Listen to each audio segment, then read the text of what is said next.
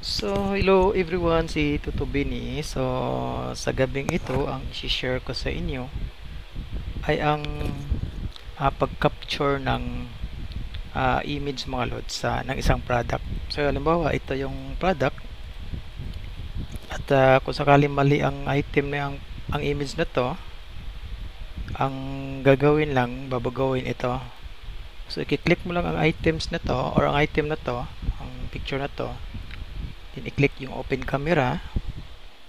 Pagkatapos, itapat mo lang yung camera kung saan, kung ano dapat yung ano niya, yung image niya. Halimbawa, ito. Focus mo lang, then i-copy image.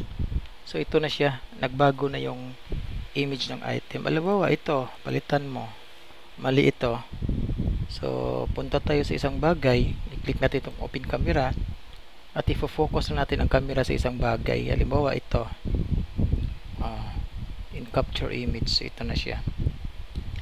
So, ang open camera na to, tinawag ko din dito sa transaction para kung ang user ay nasa transaction file at may nakita siyang item doon na walang image or picture, di niya na kailangan lumabas pa at pumunta dito sa inventory master file para tawag na lagyan ng image ang item na yon. So, punta tayo dito sa transaction file para makita nyo. Ito siya. So, halimbawa, mayroon tayong item dito at mali itong description, image niya. So, ang gagawin lang ng user, i-change niya lang itong picture na to at itatapat yung camera sa bagay na gusto niyang kunan ng litrato. Halimbawa ito. Halimbawa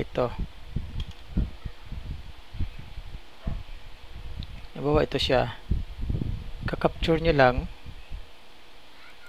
So ito na yung tawag na picture ng item.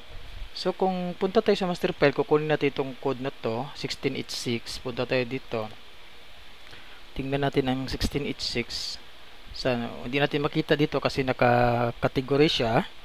So, hanapin lang natin ang 1686. Ito yun. So, nakita niyo mga loads.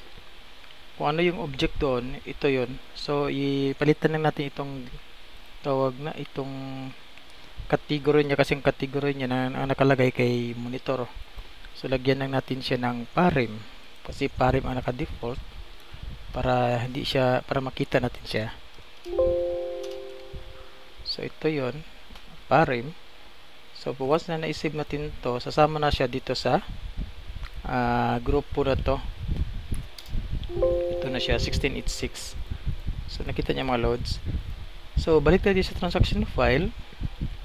Open natin ulit. Ito na siya. So, halimbawa, mag-add tayo ng panibagong item, 1687. May 86 tayo dito, 87. So, ito na yung tawag na image ng 1687. So, I hope mga loads may natutunan kayo sa gabing ito. And please subscribe to my channel. Thank you.